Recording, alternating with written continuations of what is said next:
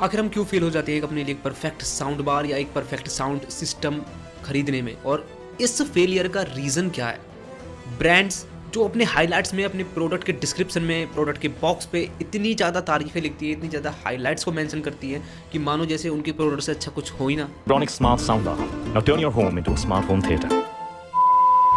Base का boss गो। YouTubers जो कई बार प्रोडक्ट की तारीफ करने के चक्कर में कमियों को छुपा लेते हैं या फिर साउंड परफॉर्मेंस को सही से एक्सप्लेन नहीं कर पाते, जिससे कि आप कंफ्यूज ही रह जाते हो। निम्डा डोजरास्टेल या खुद हम यानी कि कस्टमर्स जो सिर्फ रेटिंग, रिव्यूज, स्पेसिफिकेशंस या किसी यूट्यूबर पे भरोसा करके डायरेक्ट हम साउंड सिस्टम को अपने घर लेकर आ जाते हैं और बाद में पछताते रहते हैं। इन्हीं टॉपिक पे दोस्तों एक एक करके बात करने की कोशिश करेंगे एंड देखेंगे कि एक सॉल्यूशन निकाल सकते हैं हम, जिससे कि हम एक ही बार में प्रोडक्ट को अपने घर ले आए, पैसा बर्बाद ना हो और हम सर पकड़ के ना रोएं और हमें एक सेटिस्फेक्शन फील हो। दोस्तों सबसे पहले बात कर लेते हैं ब्रांड्स की। ब्रांड अपना फायदा चाहते हैं और वो ऐसी ही बातें मेंशन करते हैं अपने हाइलाइट्स में, डिस्क्रिप्शन में और स्पेसिफिकेशंस में अपने वेबसाइट के अंदर, जिससे कस्टमर बहुत जल्दी अट्रैक्ट हो जाता है। उनका काम है आपको अट्रैक्ट करना अपनी स्पेसिफिकेशंस के थ्रू, या यूँ कह लो कि वो उन चीज़ों को ज़्यादा हाईलाइट में रखते हैं, उन चीज़ों को ज़्यादा टॉप पे रखते हैं, जिससे कि कस्टमर ज़्यादा अट्रैक्ट होता है। जो कस्टमर को चाहिए वो उसको पहले दिखाते हैं, जैसे कि सब वूफर का साइज क्या है, सब वूफर का पावर आउटपुट क्या है, पूरे सिस्टम का टोटल पावर आउटपुट क्या है। लेकिन क्या इन सब से फर्क पड़ता है? नहीं। इतने सारे sound system, speaker, sound bar try करने के बाद मैं एक चीज़ गारंटी से बोल सकता हूँ, इन सब चीज़ों से आप साउंड परफॉर्मेंस का अंदाज़ा कतई भी नहीं लगा सकते हैं। मैं एक छोटे से एग्जांपल के साथ आपको समझाना चाहता हूँ। आजकल आपको पता है कि 6.5 इंचेस का जो सबवूफर साइज है वो बहुत कॉमन है। आपको 8 से 10,000 रुपये, 6 से 5,000 रुपीज़, इवन 15,000 रुपये या फिर उससे ज़्यादा की प्राइस रेंज में भी 6.5 इंच का जो सबवूफर साइज है कॉमन मिल जाएगा। अब हम एक काम करते हैं, 5 से 20,000, 25,000 रुपये की रेंज में जितने भी साउंड बार्स हैं जो 6.5 इंचेस सबवूफर के साथ आते हैं, हमको एक साथ इकट्ठा कर लेते हैं। अब आप मुझे एक चीज़ ध्यान से बताइए, क्या सबका साउंड परफॉर्मेंस एक जैसा निकलेगा? आपको ही पता है, बिल्कुल भी नहीं। किसी का बेस ज़्यादा अच्छा आपको लगेगा, किसी का ज़्यादा ख़राब लगेगा आपको, किसी का बेस बूमी होगा, किसी का हार्ड होगा, किसी का कुछ होगा। सबका परफॉर्मेंस टोटली अलग अलग होगा, और ये इसलिए नहीं क्योंकि सबका पावर आउटपुट सेम है। अगर मैं 6.5 इंच का सबवूफर ऐसे ले लूँ अलग अलग ब्रांड्स के, अलग अलग मॉडल्स के, जिसका पावर आउटपुट भी सेम हो, तब भी कोई गारंटी नहीं है कि सबका जो है आउटपुट सेम होगा। और वो ऐसा दोस्तों क्योंकि केवल सबवूफर का साइज है, पावर आउटपुट पे नहीं। सबवूफर की मैग्नेट, कौन का material, quality of cabinet and जो इंटरनल पूरा उसका सर्किट होता है, इन सब चीज़ों पे डिपेंड करता है कि उसका बेस कैसा रहने वाला है। एंड डेफिनेटली ये सब एक ब्रांड के हाथ में होता है, वो किस फ्रिक्वेंसी को कैसे प्रोड्यूस करवाना चाहती हैं, फिर उसी हिसाब से वो कैबिनेट डिज़ाइन करती हैं, उसी हिसाब से वो कौन, मैग्नेट एंड उसका सर्किट डिज़ाइन करती हैं।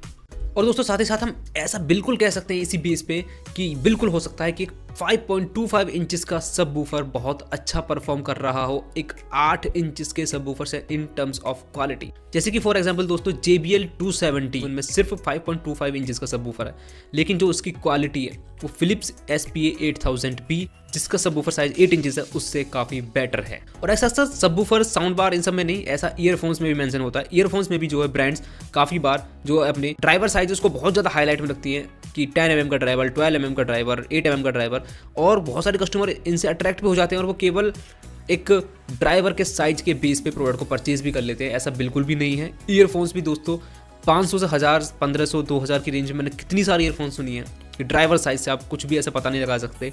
ऑडियो क्वालिटी के कुछ पैरामीटर्स अलग ही होते हैं। क्वालिटी ऑफ ड्राइवर बहुत ज़्यादा मैटर करती है, ना कि साइज ऑफ ड्राइवर। अब दोस्तों स्पेसिफिकेशंस के अलावा भी कंपनीज अपने डिस्क्रिप्शन में बहुत बड़ी बड़ी बातें करती हैं, जैसे कि ground thrilling base, powerful base, deep base, chest thumping base, intense base या एक्स्ट्रा डीप बेस। अब देखिए ये सब चीज़ लिखी हो और उसके बावजूद ये भी हो सकता है दोस्तों कि बेस आपको बूमी हो, आपको सिर में दर्द करे, या फिर बेस आप सॉफ्ट चाहते थे वो हार्ड निकले, या फिर इतना सॉफ्ट हो कि आपको बीट्स ही समझ में ना आ रही हो, या फिर दोस्तों इस पर एक्स्ट्रा डीप बेस लिखा हो और वो बैलेंस्ड बेस निकले। जैसे कि JBL में अक्सर लोग JBL 240, 241 या 270, 271 इन मॉडल्स के अंदर एक्स्ट्रा डीप बेस लिखा हुआ है, जिससे कस्टमर को लगता है कि ये बेस बूस्टेड सिस्टम है, लेकिन ये एक बैलेंस्ड बेस के साथ सिस्टम आता है। उसके बाद दोस्तों कंपनीज बोलती है क्रिस्टल क्लियर वोकल्स। अपने वोकल्स की तारीफ करने में क्रिस्टल क्लियर वोकल्स, ये 3 शब्दों का इस्तेमाल बहुत ज़्यादा करती हैं, लेकिन ये भी डिपेंड करता है इसको किस तरह के वोकल्स चाहिए। क्रिस्प चाहिए, क्लोज टू नेचुरल चाहिए, स्मूथ चाहिए। और क्रिस्टल क्लियर वोकल्स से क्या पता लगता है कि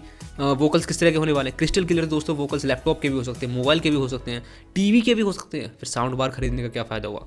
और दोस्तों वोकल्स की बात तो मैं क्या ही बताऊँ, अपने एक्सपीरियंस से मैं इतना जरूर कह सकता हूँ कि 10,000 के नीचे, इवन 15,000 के नीचे बहुत ही कम सिस्टम्स हैं जो एक सेटिस्फाइंग वोकल्स दे रहे हैं।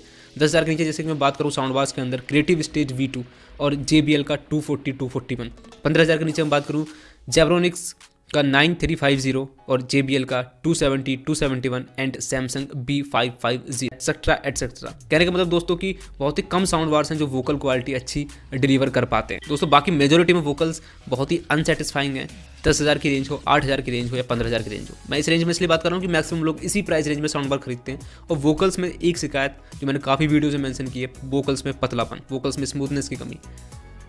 बात करें दोस्तों हाइस की, तो हाइस भी कंपनी बहुत ज़्यादा इसको बढ़ा चढ़ा के बोलती है, लेकिन एक चीज़ मैं आपको बताता हूँ, 10,000 के नीचे, इवन 15,000 या 20,000 के नीचे में बात करूँ तो बहुत ही चुनिंदा ऐसे सिस्टम्स हैं जो अच्छी हाइस आपको डिलीवर कर रहे हैं, जैसे कि JBL Cinema 270, 271, Polk audio Signa S2, Samsung B550। इन सभी साउंड बार जो दोस्तों मैं जो आपको बता रहा हूँ काफ़ी अच्छे साउंड बार हैं। इनकी वीडियोस आप देख सकते हैं, हमने बनाई हुई हैं चैनल के ऊपर। दोस्तों साउंड बार के अंदर परफेक्ट बेस ढूंढना इतना आसान भी नहीं है। परफेक्ट बेस बोल सकते हैं जिसके अंदर जो एक वाइड रेंज ऑफ फ्रिक्वेंसी को कवर कर रहा हो, एक लोअर बेस अच्छा हो, मिड बेस इतना अच्छा हो कि बीट्स को अच्छी तरीके से प्रोड्यूस कर पा रहा हो और ओवरऑल टाइटनेस हो, जिससे कि बेस में क्लैरिटी भी आए। क्लैरिटी के साथ साथ दोस्तों बीट्स में अटैक भी अच्छा हो और ओवर सॉफ्ट या ओवर हार्ड ना हो। अपर बेस दोस्तों बहुत ही कंट्रोल्ड हो, लेकिन इतना ज़्यादा कंट्रोल्ड भी ना हो कि वो इंस्ट्रूमेंट्स को खा जाए, इंस्ट्रूमेंट काफ़ी खोखले साउंड करें, अननेचुरल साउंड करें। तो दोस्तों अंदर 20,000 के अंदर अगर मैं बोलूँ कि जो बेस की क्वालिटी अच्छी मैंने अभी तक सुनी है अंडर 20,000 स्पीकर्स में, तो वो एक JBL बार 2.1 डीप बेस MK2, जिसकी हाल ही में मैंने वीडियो डाली, और एक ओबेज का CA1। ओबेज का CA1 साउंड बार नहीं है, एक मल्टीमीडिया स्पीकर की कैटेगरी में आता है, लेकिन बेस की क्वालिटी यहाँ भी काफ़ी हद तक आपको सेटिस्फाइंग मिल जाती है, जैसे कि मैंने अभी थोड़ी देर पहले आपको डिस्क्राइब की थी। तो दोस्तों मैंने जो बात की ये कि ब्रांड्स किस तरह से हाईलाइट में चीज़ों को रखती हैं और रियलिटी क्या होती है, आपको उसमें वो चीज़ मिल भी सकती है या नहीं भी, इसका कोई भरोसा नहीं है। तो ब्रांड्स को जो चीज़ें अपनी हाईलाइट्स और अपनी तारीफ जितनी करनी है करें, लेकिन कुछ चीज़ें मेंशन जरूर करें, जैसे कि साउंड सिग्नेचर, जिससे कि लोग कंफ्यूज ना हो और अपनी हिसाब से सिस्टम को परचेज कर सकें। वो एटलीस्ट मेंशन कर सकती हैं कि वार्म साउंड सिग्नेचर है, V-शेप्ड साउंड सिग्नेचर है या बेस बूस्टेड साउंड सिग्नेचर है। इसके अलावा दोस्तों वो रूम साइज मेंशन कर सकती हैं कि कितने बड़े रूम साइज़ के लिए सिस्टम बना है। और इसके अलावा दोस्तों वो एक हरकत को करना बंद कर सकती हैं। कंपनीज बहुत ज़्यादा जिसको कर रही हैं, हर दूसरे तीसरे महीने कोई नया मॉडल आ जाता है, शक्ल सेम रहती है। कई बार तो कंपनीज के बस लोगो चेंज हो जाता है, पूरा मॉडल वही की वही, या फिर नाम के आगे प्रो लगा दिया, नया मॉडल लॉन्च कर दिया। इन सब से कोई फ़ायदा नहीं है दोस्तों। एक कंपनी एक नया मॉडल लॉन्च करने से पहले ये समझे कि वो पुराने मॉडल से अच्छा हो, तभी एक कॉन्फिडेंस के साथ वो लॉन्च करे, जिससे कस्टमर भी कन्फ्यूज़ ना हो और उनका पैसा भी ख़राब ना हो। अब आ जाते हैं इंपॉर्टेंट पॉइंट यूट्यूबर्स के ऊपर। देखिए यूट्यूब, जब मैंने खुद का चैनल नहीं खोला था, मैं अभी यूट्यूब को देख देख के सिस्टम्स बाय करता रहता था हर तीसरे चौथे महीने। मुझे बहुत ज़्यादा शौक था, इसलिए मैंने चैनल ओपन किया। तो मैं जो क्या चीज़ देखता था, और आज भी वो चीज़ हो रही है कि लोग यूट्यूब पे डब्बा लाते हैं, उसकी टेप छुटाते हैं, अनबॉक्स करते हैं, सिस्टम को दिखाते हैं, साउंड सुनाते हैं और बढ़िया बोल के निकल जाते हैं। फिर वो दूसरा डब्बा लाते हैं, साउंड सुनाते हैं, बढ़िया बोल के निकल जाते हैं। अगर सभी सिस्टम्स बढ़िया हैं तो हम कौन सा परचेज़ करें? उनमें कुछ तो डिफरेंस होगा ना, तो उस डिफरेंस को समझाने में वो मतलब बहुत पीछे हैं, जिससे कस्टमर की कन्फ्यूजन बनी रहती है। दूसरा पॉइंट आता है दोस्तों स्पॉन्सर वीडियोस का, जिससे सब डरते हैं। सारी ऑडियंस जिसके नाम से सोचती है कि यार ये वीडियो स्पॉन्सर है, अब इस पर भरोसा करना है, खतरे से खाली नहीं, भागो यहाँ से वीडियो बंद करके। दोस्तों देखिए इसके दो एक्सट्रीम पॉइंट्स हैं। एक पॉइंट ये है कि मैं किसी ब्रांड से पैसा ले लूँ, झूठ बोल दूँ और आपको मजबूर कर दूँ एक गंदा सा प्रोडक्ट बाय करने पे जिसका कोई फ़ायदा नहीं है, और आप उस प्रोडक्ट को बाय करो, मुझे गाली दो, ब्रांड को गाली दो, मुझे अनसब्सक्राइब करो और आपका पैसे का भी लॉस हो जाए। और दूसरा तरीका दोस्तों ये है कि आप प्रोडक्ट लेते हो और कंपनी से अपने लेवल पे डील करते हो। जैसे कि मेरी कुछ कंडीशंस होती हैं, मैं सबसे पहले मैसेज टाइप करता हूँ कि मैं इस प्रोडक्ट का रिव्यू अपने हिसाब से करूँगा, अपने हिसाब से कंफर्टेबल तरीके से प्रोज एंड कॉन्स में ऑडियंस के साथ डिस्कस करूँगा। आप इसके साथ ओके हो तो अपना प्रोडक्ट भेज दो, अदरवाइज नहीं। इसी तरीके से हर यूट्यूबर्स की कुछ ना कुछ कंडीशंस होती होंगी। तो दोस्तों कहने का मतलब ये है कि अगर मैं किसी ब्रांड से पैसा लेके झूठ बोल देता हूँ, उसकी कमियों को छुपा लेता हूँ, या फिर उसकी अच्छी चीज़ों को और ज़्यादा अच्छी करके चिल्ला के बड़ी बड़ी आवाज़ में बोलता हूँ, तो इससे तीनों का ही नुकसान है। पहला मेरा, क्योंकि मेरी इस तरह की वीडियो देखने के बाद प्रोडक्ट परचेस करोगे तो दोबारा मेरी वीडियोस नहीं देखोगे। दूसरा ब्रांड का, एक बार ऐसा प्रोडक्ट लेने के बाद जो आपको समझ में ही नहीं आया, आप उस ब्रांड का दूसरा प्रोडक्ट भला क्यों लोगे। और तीसरा दोस्तों आपका हार्ड अर्न्ड आपका मेहनत से कमाया हुआ पैसा वेस्ट चला गया। दोस्तों ये जो मैंने अभी आपसे पॉइंट्स डिस्कस किए, स्पॉन्सर वीडियो पैसे लेकर करना और झूठ बोलना बिल्कुल गलत है, लेकिन स्पॉन्सर वीडियो करना ही ना, ये भी गलत है। अगर हर यूट्यूबर स्पॉन्सर वीडियो को मना कर देगा तो एक नए प्लेयर का सामने आना कैसे पॉसिबल हो पाएगा? नए प्रोडक्ट्स मार्केट में कैसे आ पाएंगे, कैसे जुड़ पाएंगे वो आपके साथ? जिससे कि क्या होगा कि पुराने प्रोडक्ट्स का मोनोपोली क्रिएट हो जाएगी, वही जमे रहेंगे और ऐसे कोई हेल्दी कंपटीशन मार्केट में नहीं होगा, जिससे कि अच्छे प्रोडक्ट्स अच्छे प्राइस में हमारे सामने नहीं आ पाएंगे। तो दोस्तों मेरी यहाँ सिर्फ आपको एक एडवाइस है कि आप जिस भी यूट्यूबर्स को फॉलो करो, फॉलो करने से पहले उस पर दिल से ट्रस्ट करो। जब तक आपको रियल में ऐसा ना लगे कि ये बंदा अच्छा बोल रहा है, सच बोल रहा है, ईमानदारी दिखा रहा है, तभी आप उसके कहने पर प्रोडक्ट बाय करें। और एक भी केस में अगर आपको ऐसा लगे कि जो बंदा ये प्रोडक्ट बता रहा है वीडियो के अंदर और ठीक उल्टा निकला उसका, तो कोई ज़रूरत नहीं है उसको फॉलो करने की, तुरंत उसको अनफॉलो करो और निकलो। तो दोस्तों ये तो बात कर ली हमने यूट्यूबर्स की और ब्रांड्स की। अब हम बात कर लेते हैं हमारी खुद की, कस्टमर की कितनी बड़ी गलती।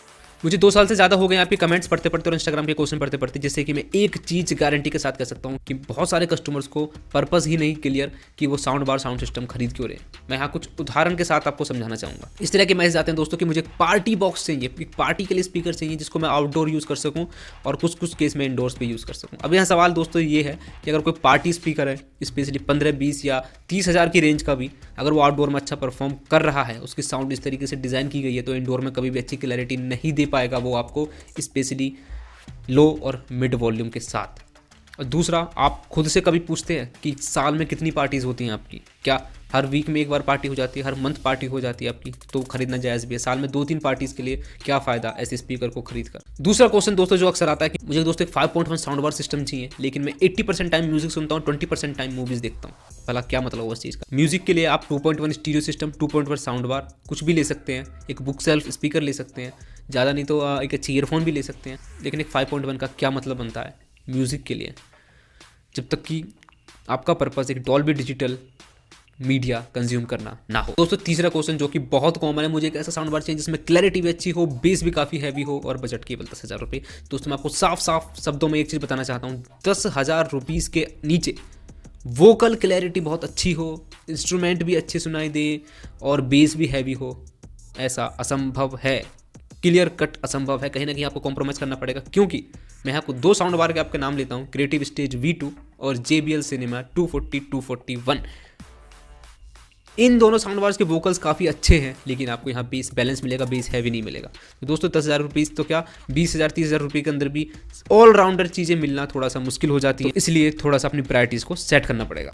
एंड दोस्तों काफ़ी बार कस्टमर जो एक सबसे बड़ी बेवकूफ़ी करते हैं वो कि रेटिंग एंड रिव्यूज़ देख के वो प्रोडक्ट परचेज कर लेते हैं। मैंने कोई प्रोडक्ट देखा जिसकी रेटिंग मान लीजिए 4.1, 4.2, 4.3 है और मुझे लगेगा कि यार लोगों ने बहुत अच्छी तारीफ लिख रखी है, इसको प्रोडक्ट को परचेज कर लेता हूँ। लेकिन क्या पता दोस्तों कि वो उन लोगों ने जो प्रोडक्ट परचेज किया है उनको वो मिल गया हो जो उस प्रोडक्ट से उनको चाहिए, लेकिन अगर मुझे नहीं मिला तो? मान लीजिए मुझे एक बूमी एंड लाउड बेस चाहिए, लेकिन मुझे सॉफ्ट बेस पसंद है, तो मुझे वो बेस पसंद नहीं आएगा। 4.1, 4.2 या 4.5 भी रेटिंग मेरी किस काम की? यहाँ मैं कंपेयर करना चाहूँगा 2 साउंड बार्स को, जैसे कि एक एग्जांपल ले लेते हैं। बोट का साउंड बार है 2050 या 2000 और एक तरफ है JBL सिनेमा 270, 271। JBL की रेटिंग है 3.9 जबकि बोट की रेटिंग है 4.1। अब कुछ लोग इस तरीके से कंपेयर करते हैं, 4.1 की जो रेटिंग है मान लीजिए वो ये सोचते हैं कि बहुत बढ़िया रेटिंग है, 3.9 की रेटिंग कम है। लेकिन दोस्तों मैं आपको यहाँ एक चीज़ बता देता हूँ, JBL की साउंड क्लैरिटी बेस बोट के कंपेरिजन में बहुत अच्छी है। तो बोट की रेटिंग कितनी भी अच्छी हो, मुझे अगर क्लैरिटी चाहिए, बैलेंस बेस चाहिए, तो मैं JBL की तरफ जाऊँगा। अगर आपको लाउडनेस ज़्यादा चाहिए, आपको हैवी बेस चाहिए, तो आप बोट की तरफ जाएंगे, फिर आपके लिए JBL बेकार है। तो रेटिंग, रिव्यूज़ और स्पेसिफिकेशंस अगर आप पढ़ते हैं अच्छे से तो इसका मतलब आप समझदार हैं। लेकिन रेटिंग्स, रिव्यूज़ एंड स्पेसिफिकेशंस के बेस पर ही आप किसी प्रोडक्ट को परचेज कर लेते हैं, तो ये कुछ ही से भी कोई अच्छी समझदारी की बात नहीं हुई। तो फाइनल दोस्तों आप करें क्या? प्रोडक्ट परचेज कैसे करें? ये तो बड़ी कन्फ्यूजन है। सॉल्यूशन क्या है इस चीज़ का? सबसे पहले दोस्तों अपनी प्रायोरिटी सेट करो। म्यूजिक के लिए चाहिए, मूवी के लिए चाहिए या दोनों के लिए चाहिए? अगर म्यूजिक के लिए चाहिए तो देखिए आप एक अच्छी क्वालिटी की ईयरफोन, एक बुक सेल्फ स्पीकर ले सकते हैं, स्टीरियो या फिर स्टीरियो में मल्टीमीडिया स्पीकर ले सकते हैं, एक 2.1 साउंड बार भी ले सकते हैं। मूवीज़ देखनी है ज़्यादातर तो फिर आप ये देखिए कि आपको डॉल्बी डिजिटल मूवीज़ देखनी है जो कि आपको सराउंड साउंड इफेक्ट दे, 2.1 में काम चल जाएगा। दोस्तों मैं एक चीज़ यहाँ बात को बता दूँ कि 5.1 अगर आपने सिस्टम ले लिया है तो आप उससे मूवीज़ और म्यूज़िक दोनों एंजॉय कर सकते हैं। कैसे कि 5.1 में आप सराउंड साउंड ऑफ कर सकते हैं, या फिर बहुत सारे साउंड सिस्टम्स में आजकल एक मोड चल रहा है 2.1 या 5.1 में स्विच करने का। तो आप 2.1 में स्विच करके उस सिस्टम से म्यूजिक का मजा भी ले सकते हैं। लेकिन 2.1 अगर आपने साउंड बार बाय कर लिया और आपका बाद में मन हुआ कि यार मुझे तो सराउंड साउंड चाहिए थी, तो आप 2.1 से कभी भी सराउंड साउंड ऑब्टेन नहीं कर पाएंगे, कभी भी उससे सराउंड साउंड का मजा नहीं ले पाएंगे। ब्रांड्स कितने भी बड़े वादे कर ले, एक 2.1 चैनल 5.1 का मुकाबला नहीं कर सकता in terms of surround sound. दोस्तों मैंने इस सराउंड साउंड के टॉपिक को बहुत एक्सटेंसिवली कवर किया इस वीडियो में, आप देख सकते हैं इसको। यहाँ मैंने आपको डॉल्बी डिजिटल क्या है, डॉल्बी एटमॉस क्या है, सराउंड साउंड क्या होता है, 5.1 क्या होता है, 2.1 क्या होता है, सब कुछ डिटेल में समझाया हुआ है। प्लीज़ आप इस वीडियो को जाकर देख लीजिए। दूसरा पॉइंट दोस्तों, आपको साउंड एक्सप्लेन करना भी आना चाहिए। आप किसी शॉपकीपर पर जाते हो, किसी ब्रांड को फोन करते हो या किसी यूट्यूबर से आप क्वेश्चन पूछते हो, तो आपको सही से एक्सप्लेन करना आना चाहिए कि आपको किस तरह के साउंड चाहिए। आप बोल देते हो कि मुझे बेस चाहिए, मैं बेस लवर हूँ, इससे काम नहीं चलेगा दोस्तों। सॉफ्ट बेस चाहिए, हार्ड बेस चाहिए, किस तरह का बेस चाहिए, आप बीट्स ज़्यादा एंजॉय करनी है, आपको वाइब्रेशन ज़्यादा एंजॉय करनी है, टाइटर बेस चाहिए जिससे कि आपको एक एक बेस की लेयर्स अच्छे समझ में आए, ये सब चीज़ आपको पता होनी चाहिए। इस टॉपिक पर भी दोस्तों मैंने एक वीडियो बनाई हुई है जिसमें इन बेस की जो अलग अलग नेचर होता है उसको मैंने एक्सप्लेन किया, आप इसको जाकर देख सकते हैं, इससे आपकी अंडरस्टैंडिंग और ज़्यादा बढ़ेगी। दूसरा दोस्तों, वोकल्स को भी आपको पता होना चाहिए कि वोकल्स आपको किस तरीके की चाहिए। ब्रांड्स बोल देंगे क्रिस्टल क्लियर वोकल है, शॉपकीपर बोल देगा, शोरूम वाला बोल देगा क्रिस्टल क्लियर वोकल से, लेकिन इससे काम नहीं चलेगा। क्रिस्टल क्लियर तो मैंने आपको थोड़ी देर पहले बताया कि मोबाइल और लैपटॉप के भी होते हैं, तो क्या उनको परचेस कर लें, या टीवी के वोकल्स भी क्रिस्टल क्लियर होते हैं, क्या उन्हीं में काम चला लें, फिर हम होम थिएटर्स या साउंड बार्स का फ़ायदा क्या हुआ। क्रिस्टल क्लियर के अलावा भी दोस्तों दो चीज़ों पर फोकस करना बहुत ज़्यादा जरूरी है। एक क्रिस्प और इन्हेंस्ड वोकल्स होते हैं, और एक होते हैं नेचुरल या क्लोज टू नेचुरल या स्मूथ वोकल्स। दोस्तों क्रिस्प वोकल्स वहाँ काम आते हैं, आप जिन सिंगर्स की आवाज़ सुनते हो, काफ़ी सारे सिंगर्स होते हैं जो अपनी वोकल्स को गाने में क्रिस्प रखते हैं, या जो आप टीवी सीरियल्स देखते हो वहाँ भी क्रिस्पनेस के साथ आवाज़ को प्रोड्यूस किया जाता है, डायलॉग्स को, तो वहाँ क्रिस्प वोकल्स काम आते हैं। मूवीज़ के अंदर, लेक्चर्स के अंदर, कमेंट्री के अंदर, या आप न्यूज़ जो देखते हो वहाँ एक लगभग फ्लैट से नेचुरल से वोकल्स काम करते हैं, तो आप नेचुरल वोकल्स वाले साउंड बार सिस्टम्स को ले सकते हैं। तो इन दोनों का बीच का फ़र्क दोस्तों आपको पता होना चाहिए। फाइनली दोस्तों, रूम साइज़ आपको पता होना चाहिए अपना कितना रूम साइज़ है, और उसके हिसाब से सिस्टम को आपको लेना चाहिए। और इसी के साथ साथ रूम में एक परफेक्ट प्लेसमेंट के ऊपर भी दोस्तों मैंने एक वीडियो बनाई हुई है, और आप इस वीडियो को भी देख सकते हैं और अपनी अंडरस्टैंडिंग बढ़ा सकते हैं। तो दोस्तों फाइनली ये जो मैंने आपको लास्ट में कुछ स्टेप्स बताए हैं, कोई गारंटी तो नहीं है कि आप एक बार में ही जाकर अच्छा सिस्टम ले आओगे। हाँ, लेकिन कोई भी आपका कोई जानने वाला फ्रेंड हुआ, या फिर कोई अच्छा शॉपकीपर हुआ, या आपका कोई फेवरेट यूट्यूबर हुआ जो आपको अच्छे से आपकी पसंद को सुन के सिस्टम आपको ऑप्शंस दे सके कि आप ये सिस्टम चूज़ कर लीजिए, तो डेफिनेटली आपको तसल्ली मिलेगी कि आपका पैसा वेस्ट होने से बच जाएगा। अदरवाइज़ दोस्तों मैंने बहुत देखा है, लोग बोल देते हैं मुझे एक अच्छा बेस वाला सिस्टम चाहिए, और उनको एक हैवी बेस वाला सिस्टम जब रिकमेंड किया जाता है वो अपना सर पकड़ के बैठ जाते हैं, क्योंकि उस तरह का बेस वो एक्सपेक्ट नहीं कर रहे थे। तो बेस में दोस्तों बहुत सारी चीज़ें होती हैं, मैंने जो वीडियोस रिकमेंड किए आप उनको जाकर देखिए, अपनी अंडरस्टैंडिंग बढ़ाइए। इस वीडियो को देखने के लिए दोस्तों आपको बहुत बहुत धन्यवाद, बहुत बहुत थैंक यू। मिलता कुछ नेक्स्ट वीडियो में नेक्स्ट टॉपिक के साथ, अभी के लिए।